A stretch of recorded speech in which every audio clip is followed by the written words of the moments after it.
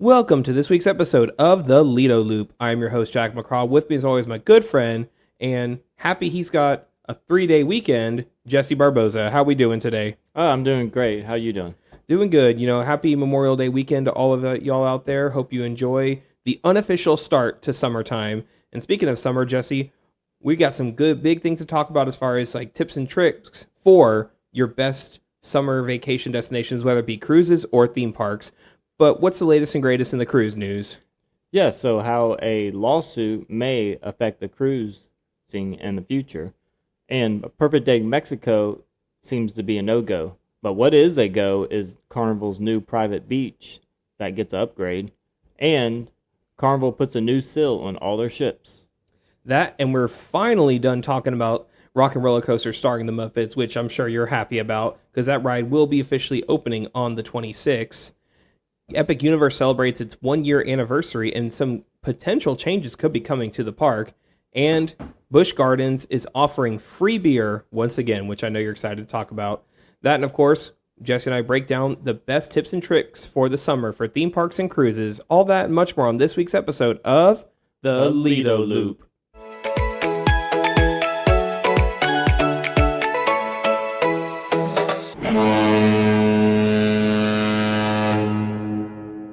So kicking off the show, we're going to talk about a topic that a lot of cruise people hate, and that is chair hogs. Now, Jesse, how do you feel whenever you go out there and then you see so many chairs taken up by like a towel or, a bag or something, and they haven't been used in hours?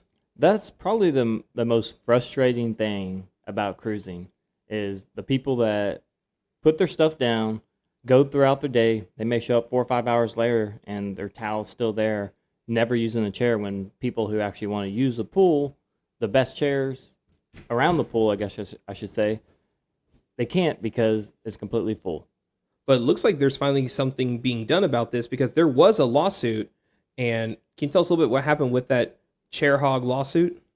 Yeah, so a German tourist sued a Greek resort because of their family alleged couldn't get a pool chair during their vacation due to constant towel savings by other guests.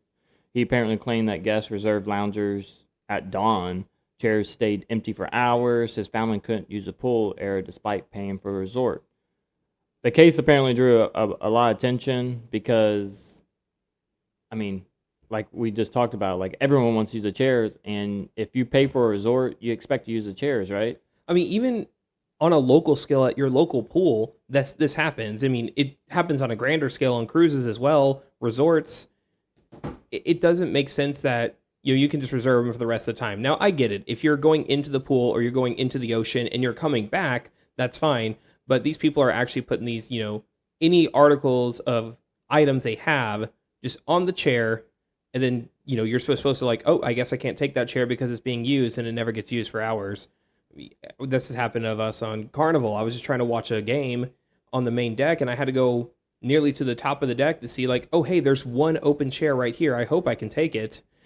Or just in the pool area especially, that's the worst. So what happened with this lawsuit, and, was there any sort of like compensation given to these people that sued? Yeah, so the German tourists actually won. They were awarded, they got 14% of what they paid, which is $1,150, because they didn't get the experience they wanted. Me personally, if anyone out there wants to do a class action lawsuit, I'd be down with them for any cruise line, because every single cruise line I've ever been on, no one enforces their rules. So like right now, Carnival uses a 40-minute unattended rule, which I've never seen anyone in Carnival actually take any things up and put it somewhere. Do you think that law or that rule is just there in case they need to use it? I think that's what it is, but a lot of cruise lines, they want to feel like they're being mean because, they want to try to make people, upset, I guess. And I feel like, suing is definitely a harsh reaction to this, because I feel like this could have been handled between the guest and the hotel, where he could have gotten some compensation, like, oh, here's a guaranteed chair on us, or here's a free night stay or something. Yeah, that may have been the option. Maybe that's why he ended up suing, because he did ask them to. He may have asked them. I don't know too much about that, But Royal Caribbean, they do have a 30-minute ban, and Norwegian actually they recently begun tagging the chair with a sticker, and then what they will do is they'll come back and remove the items. But I haven't even heard anyone actually saying that they actually got their stuff removed. Have you heard anything? No, I haven't. And maybe that sticker's just there for a warning. If you are in the area, like, hey, if you're not here in the next, so much time, we're gonna take your stuff. But you're right. It does feel like cruises really don't want to like ruffle any feathers or affect the guest experience in a negative way. But at the same time, they're trying to accommodate these large amount of people that want to use these chairs as well. Yeah, I did have noticed like on Carnival's newest ship, the XL class, there's lounges everywhere. So I'm thinking that they're trying to make up for they know the people are going to hog them, so they just make sure there are plenty of places. But I mean, there's a reason why. I mean, if you're going to hog a chair, why don't you like hog it where no one's using it, or like in the back where no one really lays in the loungers. Don't hog it right next to the pool where everyone else wants to use it. I mean, that's a whole topic we can do for another day, and like we could actually make a whole show about just chair hogs and cruise etiquette, which that could be a future episode. But staying in the cruise news, Jesse, I hear Perfect Day Mexico is a no-go.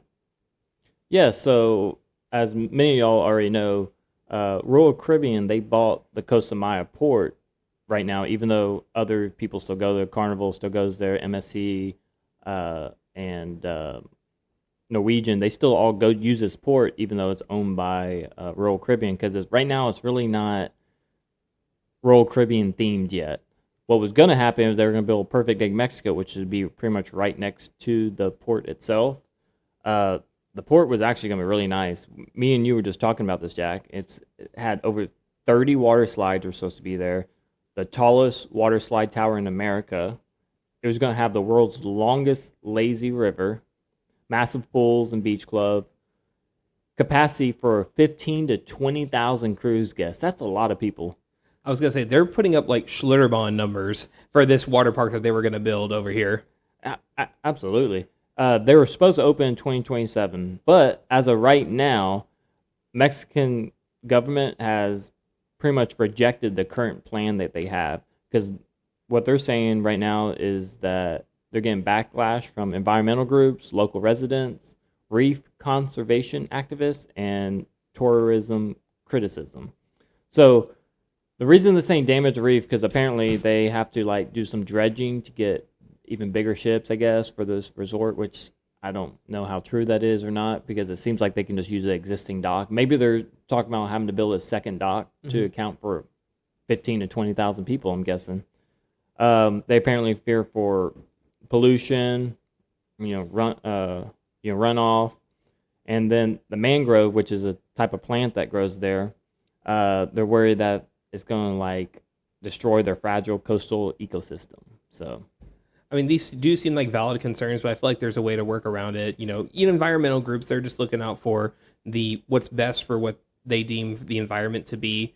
And this happens all the time as far as, any sort of cruise planning or any kind of like building for that matter.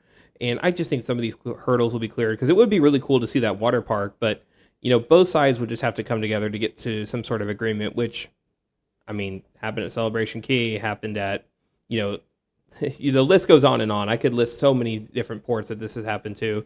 And, you could also build around the reefs. That's probably the best way to do it. But, I understand the frustrations, and I understand from both sides, but a deal will be reached, in my opinion. So the new report that Royal Caribbean is saying is that it's not completely dead. They're just going to try to change how they're going to make it, I guess. They apparently they made a statement saying they respect Mexico's decision. They still want to invest in Mexico, and they plan to work with the stakeholders on alternatives, which in my terms, I think that means pay out more money. Yes, that's usually what it comes down to. It's like, hey, don't build it here unless you give us a little bit more money. But Carnival is using their money to upgrade their private beach. Jesse, you want to tell us a little bit about that? Yeah, so Mahogany Bay, which is now renamed Isla Tropical, have now updated their, I guess you could call it their pool. They call it the Mangrove Bay, which is pretty much a pool. which includes it was 4,800 square feet pool complex. They have a swim up bar now. They have a kids splash zone, poolside loungers, premium cabanas, day beds, and they got peninsula style lounging area in the middle of the pool. This is a huge change because Mahogany Bay, which is now Isla Tropical, originally focused mostly on the beach, the chairlift, shopping areas. Now it's definitely updated, I guess you can say. Would you say that this need an upgrade? Because to my understanding, you went here last year when you were on the Carnival Jubilee. Yeah, that is correct. Yes, definitely, because they did advertise that there's free chairs on this beach, but you have to walk to the very end where they overcharge you for drinks. Because I remember me and my wife, I think she got like a margarita or something like that, and I just got like 4 waters, and it was like $60. And the margarita itself was $60, right? I'm pretty sure that's what it was. I mean, no, we got like a bucket. It was like 4 or 5 waters. But I definitely think that they needed to upgrade the chair area too. It didn't say that they actually did upgrade it, but it does definitely seem like this will help more of a fun atmosphere on this private beach. Yeah, it sounds like it's much needed. And some of these beaches, like you're right, they do overcharge you, and they will, if you want a premium chair, you want a premium cabana, they'll charge you a hefty price. Even when we were in Celebration Key, there were some free chairs, but you had to be pretty lucky to get one. Luckily, we went on like that rainy day, so there were a lot of abundant chairs. But I imagine on a nicer day, especially this private beach over here, you're gonna be there was a shortage of chairs for sure. But luckily, hopefully, this helps out, and they need to reduce those prices too, don't they? I definitely think the swim up bar is nice because, I mean, who doesn't love a swim up bar? I love being able to hang out in the pool. The only thing about Carnival's private beaches, it seems like, or their pools, I should say, is that it seems like their water is always freezing. The same thing happened at Celebration Key when you were there. You didn't like how cold the water was. Remember how I couldn't go past my knees. That's how cold it was. The ocean was warmer. Yeah, I don't know. You would think that because of how long and big it is, it would stay like warm because the sun constantly beating on it. But I don't know. Maybe they need to invest in some heaters to warm the water up, just at least to be acceptable, enjoying temperatures. Oh, I completely agree. Now, granted, the time we did go was in the fall, so it was a quote cooler day, but cool by the Bahamas standards. There's no reason why we should be in like 40 to 30 degree waters in the Bahamas unless it was like the dead of summer, which in that case it was not. But another story that's happening right now is that Carnival is put new seals on all of their ships except for 2 of them, Jesse. How come these 2 ships are so special where they don't get the Carnival seal? Yeah, so all of the new ships that coming out of dry dock will get this new Bowcrest logo or seal, whatever you want to call it. This first was seen on Carnival Legend and also Carnival Magic when they came out of dry dock. Basically, it's a logo that has the whale tail on it, and underneath it says "From Sea to Shining Sea." It's definitely a patriotic thing. They're kind of establishing them as like America's cruise line, and of course, with it being the 250-year anniversary of America, they're just kind of reinforcing that. That's certainly a nice touch, especially to celebrate America's 250th. I know we talked about in last week's episode, Disney is trying to do that as well with stuff going on in Epcot. But there were 2 ships that did not have seals. Now, are these 2 ships not American, Jesse? They're definitely not. They're not saying they're not American. They're just saying they're more Texans than anything. Because, Texas, everyone that lives in Texas, they kind of got this pride against, I don't know what you call it. They think, us as Texans, we love Texas more than we love America. We understand Texas is part of America, but Texas comes first, America second. And it seems like these cruise ships are doing the same thing because, to my understanding, there's already a Texas seal on these ships, and that's why they can't have the seal for this one. Yeah, so Carnival Jubilee, which I remember seeing that, it's a Texas star that they currently have on their ships, and then, of course, throughout the ship is Texas themed throughout it. And also the new Carnival Tropical that will be coming out in 2028 will have it as well. Just like that song goes, God bless Texas, and of course, it looks like Carnival is as well. I'm glad that they're keeping the Texas theme, and like they realize that this audience is very much a part of their entire market. Because, yeah, we've talked about in the past. Florida is definitely their number one priority because that's where they have the most ports. But, like we said, as always, Galveston is the fastest growing cruise port. And, of course, there's such a loyal Texas cruising fan base that Carnival wants to keep them happy as well. So for theme park news, for the last time, Jack, what's going on with the Muppets? Well, firstly, let me ask you, are you tired of talking about the Muppets, Jesse? Yes, this will be the last time we talk about the Muppets on this podcast for sure. Barring something crazy where Disney builds a brand new Muppets attraction or Muppets Land or Muppets Hotel, yes, this will be because Rock and Roller Coaster starring the Muppets will officially open on March 26th. So at the time we're recording, it's not officially open, but Disney has released everything from the POVs to the new animatronics revealed to how exactly this ride is going to be. They've even announced like the ride songs that comes with it. So the big takeaways from this is that there's essentially, it went from Aerosmith to the Muppets, like we talked about in the past. There's now a Jim Henson tribute artifact, so there's definitely references to the original show and stuff from the previous attraction. So, the ride itself features all the members of the band. The animatronics are Statler and Waldorf, and, there's a scooter animatronic with penguins running the, producers. Because, it's just like, producer Allie, she's like the penguin producer of this show. So it's essentially the same ride. It's just rethemed. And, Rock and Roller Coaster is the only inverting coaster in Walt Disney World. And, it's a great Vekoma. They take really good care of it. It's one of the smoothest Vekoma coasters I've actually ever been on. So it's definitely nice that they're keeping it up to date. And, I guess they could have just chose a different band. But, I guess this is a way to make Muppet fans happy because they shut the Muppets land down in Hollywood Studios to build Monsters Inc. land. Now, don't you think that's a better replacement than the Muppets? Yeah, definitely. Monsters Inc. is 100 times more culturally relevant, even though the last movie came out, 2013? Yeah, it seemed like they would be focusing more on Monsters Inc. instead, right? Yeah, and I think that land is supposed to open in 2027, which will definitely give Hollywood Studios more attractions. They're going to build a door roller coaster. That scene in the first movie where they're hanging on the door and going through the doors. Yeah. They're going to bring that to life. But the reason they have the Muppets over there is, hey, we're moving the Muppets from here to here. And I am a little tired talking about the Muppets too, but this definitely looks like an amazing attraction. And, I think as long as this ride is maintained, like ride will stand the test of time for a generation to come, even with a Muppets theme.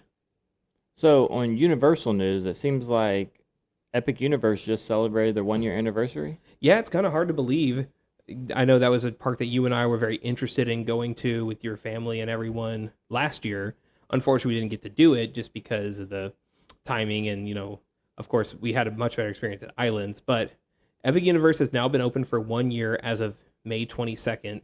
So some of the things that they were giving out, collectibles like lunch bags, coin purses, and vinyl soundtracks. You can get temporary tattoos. Super Nintendo World had new apparel and, a new golden power-up wristband to celebrate the 1-year anniversary. So, and then they also unveiled a new character called Captain Keiko, who is it's a teddy bear that looks like a galaxy. It's cool that Universal has a new original character that they can debut, and they don't have to deal with all this IP. But Epic Universe brought in a record-breaking profit for Universal, and then it's kind of like a rising tide rises all ships. Disney, of course, got more business out of it. So did SeaWorld. So did pretty much the city of Orlando, because it was the first new major theme park open in the last 25 plus years. So it's definitely something, we're going to go to at some point, and it's good they're celebrating their 1-year anniversary. But something I kind of wanted to bring up, Jesse, is that things could be changing at Epic Universe. So as of right now, it's just like any other theme park. You buy a ticket, you get in, and then you can go experience all the lands and rides. Well, this is just a rumor, but Universal is potentially testing more like an open concept where you walk into Epic Universe and you can get in for free.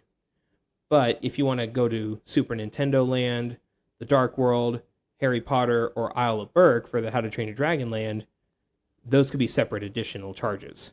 Now, would that be something that you'd be interested in? Because I know your son is a big, Super Mario fan, so it'd be cool if he could just do that and then save you a little money, right?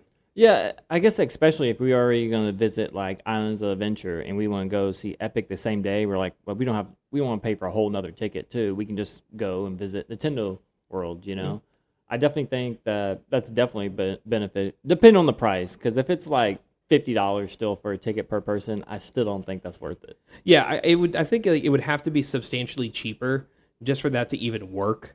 Because let's just say an average ticket for an average day is $150, and you want to spend $50 to go to just one land. It's like I'd rather just spend the extra $100 and be able to go to everything. I mean, if it's about $30 a person, that's probably reasonable, I feel like. And I think this is just another way for Universal to give guests more options. Now, like I said, this is just a rumor, and this just could be something that they are testing out. But, going to a land by land basis really only works at Epic Universe, simply because everyone starts in the central hub. And if you want to go to any of the other 4 lands, you have to go through like a portal. And so it makes sense how this could work, because you could have someone mandating. There's only one way in and out of those lands, essentially. Like, this wouldn't work at Islands of Adventure or Universal Studios, just because there's no way to regulate traffic like that, or Disney for that matter. So this could potentially be game changing for Universal, but like I said, that's just a fun rumor.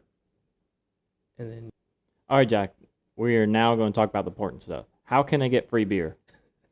So yes, Busch Gardens has announced not only a new drone show for their summer, but they are bringing back free beer. Now, this used to be a thing back in the day at Busch Gardens, especially when they were actually owned by Anheuser-Busch, that you could get, a free 7-ounce beer when you go to the parks. So is a free beer only at the drone show? Is it like throughout the day? It's throughout the day. Those two were just announced at the same time.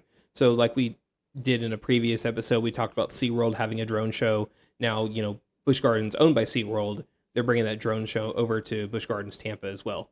So, but how you can get the free beer, this is very important. You can, guest 21 up can get a free 7-ounce draft beer per visit. If you're an annual pass holder, you can often get 2 free beers, which annual pass is only slightly more. So you're getting more value in free beer right there. It's typically served at the Overlook tap room and Safari Overlook area. All you need is a valid ID proving you're 21 years old. So this promotion is going to run through May 22nd through August 9th, 2026. You can start at 11 a.m. and until about 90 minutes before the park closes. They want to make sure you sober up before you drive home. I guess they finally found a spot to give out all the extra Bud Light they had. Yes. Now, yeah, this kind of brings a good question. Do you drink at theme parks? Because I'm not really the type of person that does that, just simply because, 1, it's hot. 2, it might slow you down. But, I mean, you might have a lot more fun on the roller coasters. Typically, I really don't drink too much at theme parks, like you said, because it's hot. But, hey, a free beer is a free beer. Yeah, right? I mean, I'm not going to turn it down. I mean, can you imagine having a beer when you're riding the, Shikra or Kumba? I mean, especially Iron Gwazi. I can't imagine how that rush feels when you're actually intoxicated. Maybe one day we'll do it just for a social experiment. Or it may make a lot of people sick. I think that's a very hit or miss thing. I think you might ruin your time over there more than enhance it. But that's something I guess we'll never know. But yes, that does make me want to go to Busch Gardens a little bit more, especially for the free beer. And this is only a summertime promotion, and this is where we're going to talk about some of our favorite things to do during the summertime. So, as we said earlier, Memorial Weekend is traditionally the unofficial start to summer, and this is when a lot of families are going on vacation. So, you and I and your family have been on cruise in the summertime in the past. How would you say going during the summertime differentiates between then and going, let's say, in the fall or winter when you've gone previously? So typically me, I'm definitely an off-season guy. I like to travel off-season for multiple reasons. First off, it's not as hot, right? Especially in Texas. That's in Texas where we have multiple 100 days plus throughout the week. Try being down here in August. It's miserable. Yeah, it is super hot. And then again, like when it goes to theme parks and cruise, don't get me wrong, I love kids, but there's kids everywhere. If you want to get in the hot tub, kids in it. If you want to, go play basketball, kids. If you're waiting in line somewhere, there's a bunch of kids. The person who loved kids, I just don't like them everywhere.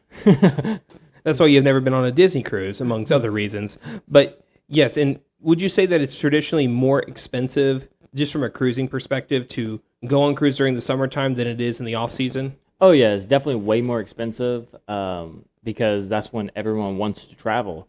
You can definitely expect on the ships to be a lot more packed, not just with kids, but in general, because every single ship pretty much sells out during the summer. It's not like off season where they're trying to get people to fill the ships all the time.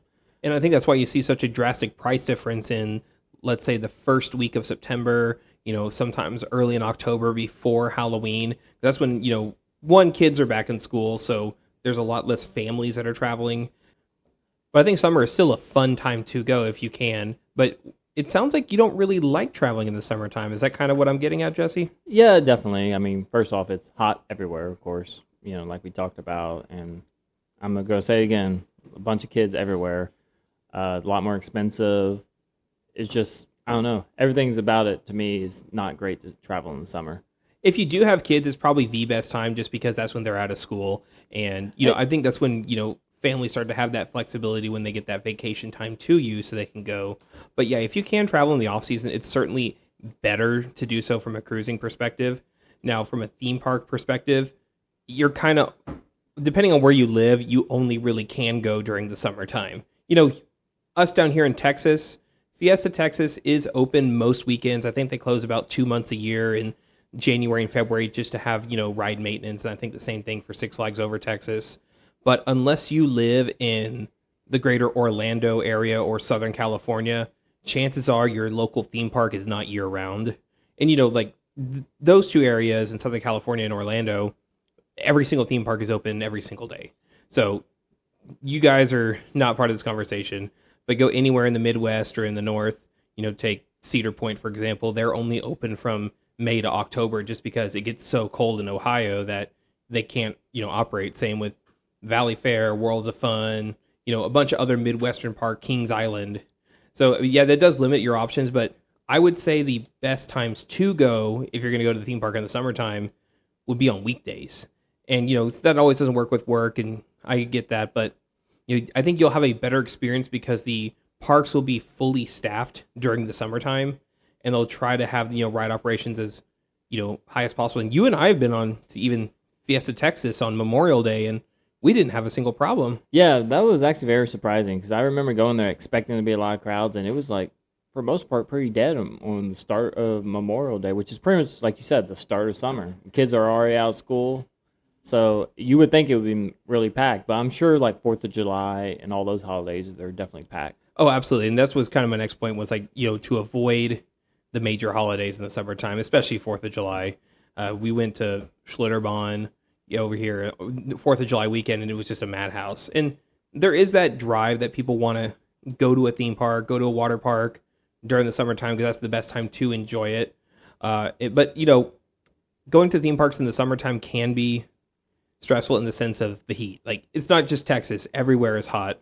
So some of the tips I have, like when we went to Universal, even though it was October, I still brought some liquid IVs that I just put in the water to get you that electrolytes to keep you hydrated. That's probably the number one thing is you're going to be sitting in the sun all day. Yeah, one thing I do, I don't know if you remember, when we went to Six Flags, is we brought those fans. Like, you got little personal fans that get a little spray water bottle, and that actually that was nice until I think my kids lost their fans, like, on the second ride. Yeah. I was going to say, yeah, along with the, their sunglasses and hats and everything, they they fell off Superman. I don't know what happened. Yeah. It was good for, the first few minutes, after you got off Iron Rattler. But yeah, I think staying hydrated is definitely one of the most important things when going to theme parks during the summertime. And of course, definitely use sunscreen and all that. I always forget. Sunglasses. I always forget to use sunscreen, and then I regret it the next day. Usually, when I can't even get a shirt on. For me, it's mostly my face. Like my ears and my nose are the two things that get burned the most. And with me being partially ginger, I bake in the sunshine. Partially ginger? Yeah, I'm only partially. I have half a soul. Everybody. Another thing to look out for this summer for theme parks is look to find the best deals. So, we talked about this in previous episode. Groupon always has sales, especially for like SeaWorld or Busch Gardens. Six Flags always has these, summer sales because they just want to try to get people in and out of the parks as much as possible. But if you're looking to go to the big theme parks like Universal or Disney, you could try some third-party sites like Undercover Tourist, or even just talking to your local travel agent to try to find the best deals to get to these theme parks. Now, speaking of kind of the other bigger parks, I think those are more equipped to deal with the heat and, the elements rather, because a lot of the rides have indoor queues. When we went to Islands, that was prevalent in pretty much every attraction with the exception of a few. Wouldn't you agree? Oh yeah, absolutely. That made it like you can easily stay the whole day because you're not like exhausted at the end of the day because you're sitting in line in the sun. And the rides actually the whole day weren't really too crazy either. Yeah, I think the longest we had to wait was like Spider-Man. We wanted to ride it the second go round, but you get to if you get to Islands of Adventure early in the day, you essentially can ride everything. The only thing we didn't ride was Hagrid's because it got up to a 3-hour wait. I think when we were leaving it was a 2-hour wait, but almost everything from, King Kong, Hulk, Spider-Man, most of the Dr. Seuss attractions, Harry Potter, all have those indoor queues that, you can stay air conditioned, you can, get out of the sun. Even Jurassic Park, to some extent, the River Adventure, their queue is outside, but there's so many fans, there's so much shade. I mean, they make it look like you're in a jungle and, cool, not just, baking into the Florida heat, which that's definitely very thought of when it comes to Florida heat. Is there any other parks that you can think are very similar that are great to travel during summer that you can beat the heat easily, kind of like Islands of Adventure? I would say Disney. I've been to Magic Kingdom and Hollywood Studios recently, and for the most part, I mean, yes, most of their queues do start outside, but there are a lot of indoor queues because they have the pre-shows, especially anything Star Wars related. Like when you go to Galaxy's Edge, it's very heavily shaded, number one. Number two, the Millennium Falcon Smugglers Run, that queue's inside. Rise of Resistance has a massive queue that, goes inside. Rock and Roller Coaster, speaking of which, does. Tower of Terror. We're not talking about that anymore, Jack. I said the old Rock and Roller Coaster. No more Muppets talk, I promise. But yes, I would say most Disney parks do account for that Florida heat as well, and they covered in shade. Now, we can't speak the same for like Six Flags or SeaWorld because you're just standing out in the heat waiting to get on those rides. Yeah, we were just talking about that off air, and we're like, it seems like they would do better about investing in the guest experience. Waiting in lines, it seems like maybe they're not worried about that because there's not as many lines as there used to be. But man, like if they invest in keeping up with the fans and keeping up with the TVs, I don't know about y'all. I know kids have phones nowadays, but I liked watching little Looney Tunes that they would play at Six Flags. Didn't you? Yeah, I mean, it adds to the ambience of the park. It's something that makes it more unique. Because let's just say, for example, we're waiting in line for the Bugs Bunny Whitewater Rapids ride. They would have Bugs Bunny cartoons play. Now that doesn't happen anymore. There's some screens in the parks, but it's mostly just to display like digital ads for Six Flags now, instead of like adding to the guest experience. And, also, I know we're speaking very specifically to Fiesta Texas, but because that's like our home park, we're kind of use that as a point of reference. And almost every single line is outdoors. I mean, there's some exceptions like Pirates of the Deep Sea. It's a dark ride, so a lot of it is indoor, but it's that's something Six Flags would like to see invested in, is just more fans, more misting stations, and enrichment for us in the lines. I definitely think that another recommendation is go to a park that actually has a water park attached to, like Fiesta Texas. They have what's the water park called? Whitewater Bay. Yeah, Whitewater Bay. They got that attached to the Six Flags itself, so that in the morning when it's not as hot, you can ride all the roller coasters, and as soon as that opens, you can go still enjoy the water park and cool off for the day. Yeah, absolutely. And most Six Flags parks and now the Cedar Fair parks in the same chain do have the water parks attached to them, or if not, very, very close distance away, like in Six Flags over Texas, right across the street. That's definitely another good way to, keep cool during the summertime, is go to the water parks. So have you noticed that, is there any price addition, or what's the price difference with airline flights actually flying in during the summer? Does it seem like it's cheaper, more, or about the same price? It's definitely more expensive. If you're trying to get like the rock bottom prices, you have to travel essentially in the off season. And I'm looking at flights for September for Orlando. Starting prices, including Frontier, is about $250 for really any time in the summertime here out of Houston.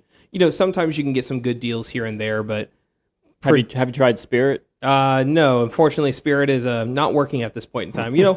Hey, there's a GoFundMe out there for Spirit, so if y'all want to donate and bring Spirit back, just go pledge a couple more millions of dollars, and we're almost there, guys.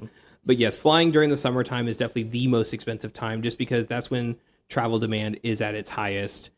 So, if you're traveling to one of the bigger theme parks, or you're going to a cruise destination in Florida, it is more beneficial to go during the off season if you can. And I understand kids in school, and sometimes work schedule doesn't always work out. We just take them out of school for a week. I was gonna say, yeah, write them a note. Just say like, hey, they were sick of school. Man, they got whatever new disease is current at that time. They got it. We got to keep them out for a week. That'll do it for this week's episode. As always, you can find us on YouTube. We are the Lido Loop. You can find our podcast on Apple Podcasts, Spotify, Amazon, wherever you get your podcasts. Check out our Facebook page. We are the Lido Loop, where we're trying to post more and more weekly. I do have some content coming out. We're going to take a look at the brand new Tormenta attraction over at Six Flags Over Texas when I make my way up there this week. And of course, just stay tuned for updated theme park and cruise content going your way. I'm Jack. That's Jesse, and we will see you on the Lido deck or standing in the cool shade at Islands of Adventure.